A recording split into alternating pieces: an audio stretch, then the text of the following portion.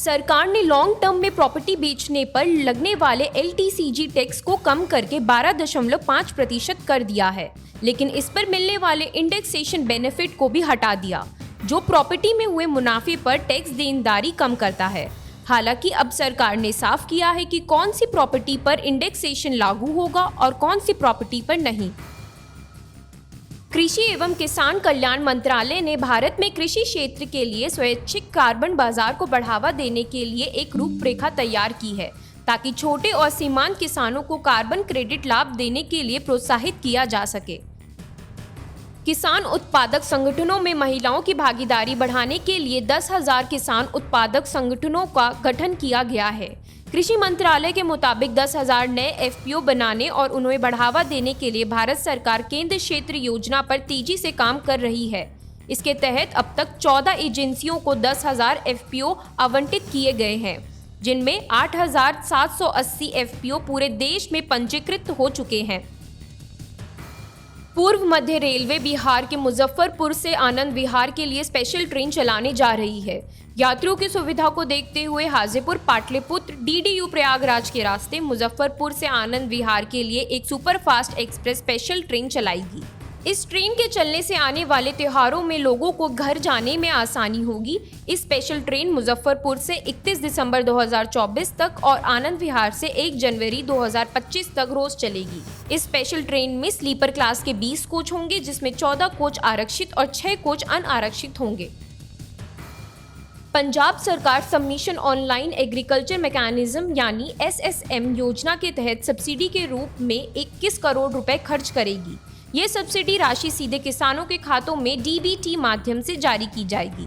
पंजाब के कृषि एवं किसान कल्याण मंत्री गुरमीत सिंह ने कहा है कि योजना का लाभ उठाने के लिए किसान 13 अगस्त तक आवेदन कर सकते हैं। निजी किसान, किसान समूह, सरकारी समितियां, पंचायत और FPOS मशीनरी की खरीद पर 40% सब्सिडी का लाभ उठा सकते हैं। वहीं अनुसूचित जाति, महिला, छोटे किसान और सीमांत किसान को 50% सब्सिडी मिलेगी।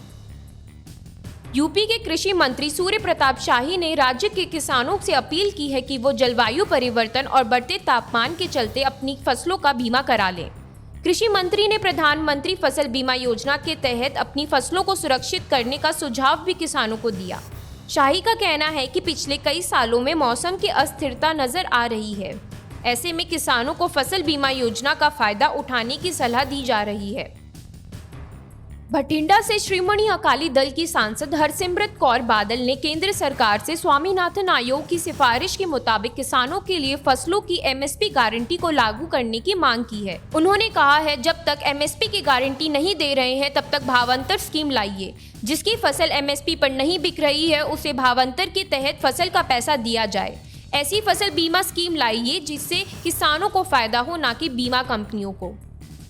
उत्तर भारत में कई जगह बारिश का सिलसिला जारी है। देश की आर्थिक राजधानी मुंबई के अलावा बिहार, उत्तराखंड में जहां तेज बारिश की उम्मीद है, वहीं हिमाचल प्रदेश के पहाड़ी इलाकों में बारिश के चलते लैंडस्लाइड का खतरा बढ़ गया है। भारत मौसम विभाग के अनुसार दिल्ली, नोएडा, गुरुग्राम और फरीदाबाद में अगले 1-2 दिन में बारिश के आसार हैं। यूपी की राजधानी लखनऊ समेत 42 जिलों में रविवार से मध्यम से भारी बारिश का पूर्वानुमान है। विभाग के अनुसार पूर्वी यूपी के कुछ जिलों में 2 दिन बाद शुरू होने वाली बारिश अगस्त के पहले सप्ताह में राहत देगी। इस दौरान मध्य और पूर्वी यूपी ही नहीं बल्कि प्रदेश भर में अच्छी बारिश के संकेत मिल रहे हैं। अगले 2 दिनों में लखनऊ और उसके आसपास के कई इलाकों में गरज चमक के साथ वज्रपात की चेतावनी जारी की गई है। भारत मौसम विज्ञान केंद्र लखनऊ ने प्रदेश के बांदा, फतेहपुर, रायबरेली, उन्नाव और आसपास के क्षेत्रों में बादल गरजने, बिजली गिरने या तेज हवाओं की संभावना जताई है। यूपी के जिन जिलों में भारी बारिश का अलर्ट है उनमें कन्नौज, कानपुर, मथुरा, आगरा, फिरोजाबाद, मैनपुरी, इटावा, औरैया, रामपुर, बरेली, पीलीभीत, शाहजहांपुर, जालौन, हमीरपुर, झांसी और ललितपुर शामिल है। बांदा, चित्रकूट, प्रयागराज, सोनभद्र, चंदौली, देवरिया, गोरखपुर, बलरामपुर, श्रावस्ती और आसपास के जिलों में अधिक बरसात हो सकती है।